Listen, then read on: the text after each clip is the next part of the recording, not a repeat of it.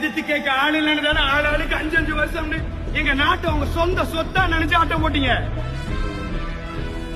இன்னைக்கு அவங்க கண்ணுல எல்லாம் நம்பிக்கையா பிறந்துருச்சு.